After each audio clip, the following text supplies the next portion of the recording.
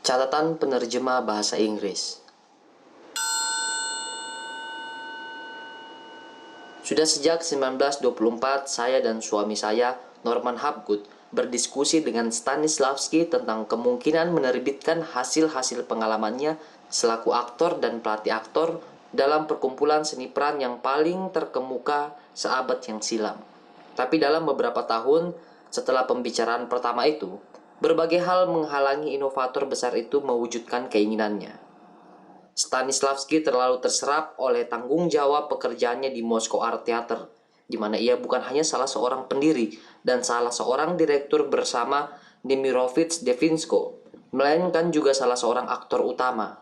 Padahal opera studi milik Stanislavski sendiri, tempat ia mengupayakan penerapan teknik-teknik akting dalam pergelaran operatik dengan tujuan mencapai perpaduan sempurna antara musik, kata-kata, dan laku pemeranan, juga banyak menyita waktu dan tenaganya.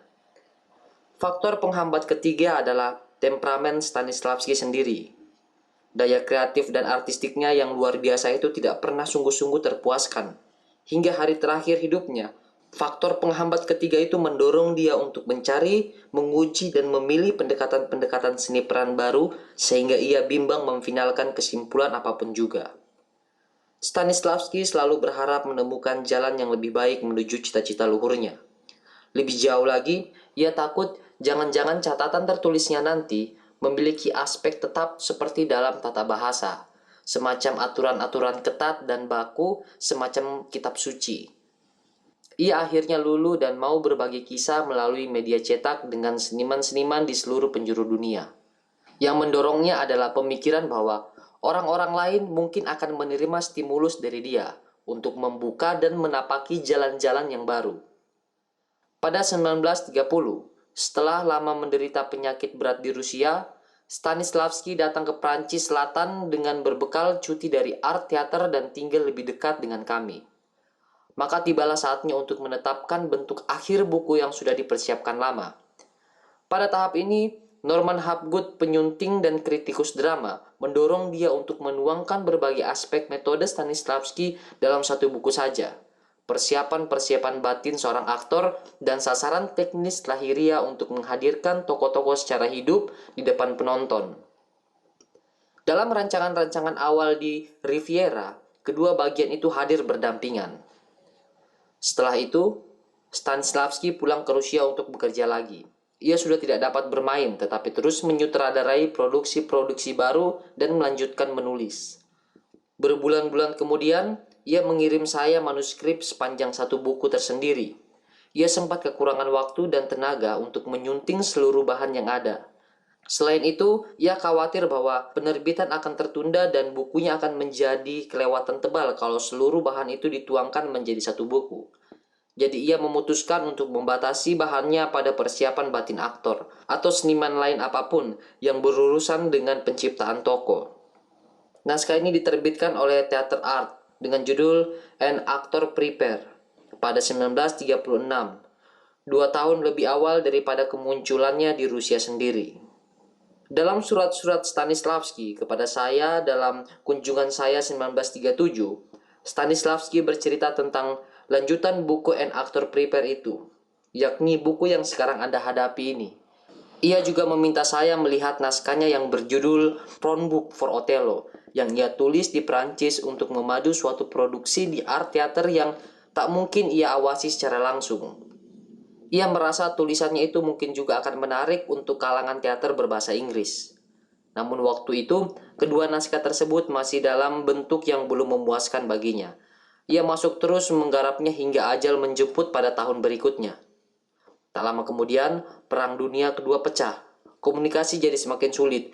Bahkan sebelum Rusia terlibat di dalamnya pada 1940, meskipun saya menerima telegram dari keluarga Stanislavski bahwa naskah-naskah itu sedang dalam pengiriman, yang sampai hanya petilan-petilannya. Cukup lama seusai perang, barulah saya terima setumpuk bahan yang kini tersaji di buku ini. Pada musim gugur 1948, Robert McGregor, kepala bagian penerbit buku di Theater Art, yang sebelumnya ia pimpin berencana untuk menerbitkan Building a Character dalam rangka peringatan ulang tahun ke-50 Moscow Art Theater dan peringatan 10 tahun wafatnya Stanislavski. Tapi kabar bahwa masih ada bahan dan versi-versi revisi yang sedang dalam pengiriman menyebabkan dia menunda penerbitan itu. Dengan penundaan tersebut, ada kesempatan untuk menyunting lebih lanjut. Penyuntingan itu terutama berupa pemilihan versi mana yang akan digunakan di antara berbagai versi dari bab-bab tertentu yang sudah berada di tangan.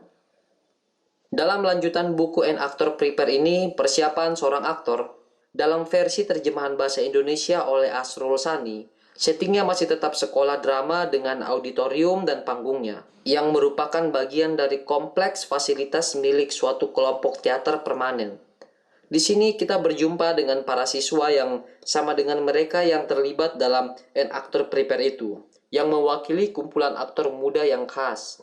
Mereka adalah Grisha yang suka berdebat, Sonya yang cantik dan membanggakan kecantikannya, Vanya, pengagum Sonya yang suka melawak, Maria dengan naluri perempuannya, pasangan Nicholas dan Dasa yang introspektif, Vasya yang akrobatis dan bagus koordinasi tubuhnya, dan terutama coachnya si mantan stenografer yang karena menguasai penulisan steno mampu mencatat secara rinci pelajaran-pelajaran yang diterimanya dalam semacam buku harian aktor. Coachnya yang selalu mencari, selalu menceburkan dirinya dalam kerja apapun yang menjanjikan perkembangan lebih lanjut. Mungkin adalah potret Stanislavski muda lama sebelum menulis buku ini. Sang guru tiada lain adalah Stanislavski sendiri. Tentu, aktor senior yang matang yang disamarkan secara tipis sebagai Torsov, sang direktur sekolah sekaligus kelompok teater itu.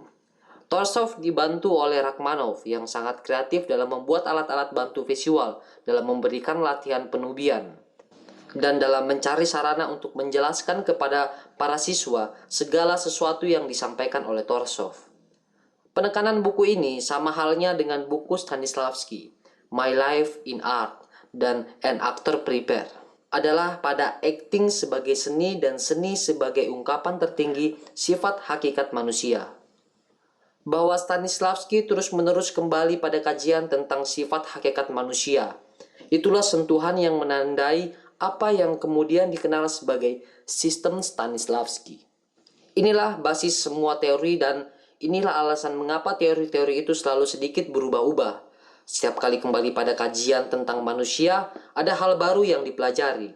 Seperti yang ia katakan di buku ini tentang metodenya. Ini bukanlah baju yang tinggal kalian pakai untuk pergi kemana-mana atau buku masak-masakan yang tinggal kalian buka pada halaman sekian untuk menemukan resep tertentu. Bukan, ini suatu cara hidup yang utuh. Stanislavski yakin bahwa yang dilakukan tak lebih dari sekedar menuangkan prinsip-prinsip yang digunakan semua aktor besar, entah secara sadar ataupun tak sadar. Ia tidak pernah menghendaki pernyataan-pernyataan diterima sebagai aturan-aturan yang ketat dan kaku, atau bahwa latihan-latihannya dapat diterapkan sepenuhnya pada segala situasi maupun untuk semua orang. Dalam soal diksi dan wicara, khususnya ia ingin agar dipahami bahwa maksud dasar latihan-latihan itu adalah menantang imajinasi pembelajaran seni peran agar dalam dirinya tumbuh kesadaran tentang kebutuhannya sendiri, tentang potensi alat-alat teknis dalam keseniannya. Namun, sasaran keseluruhannya selalu sama, yaitu membantu aktor mengembangkan segala kemampuannya intelektual, fisik, spiritual, emosional, agar mampu mengisi peran yang dibawakannya hingga pada proporsi manusia yang utuh. Tokoh-tokoh yang mempunyai kekuatan untuk menggerakkan publik pada tawa, air mata, dan emosi-emosi yang tak terlupa. Elizabeth Reynolds Hapgood.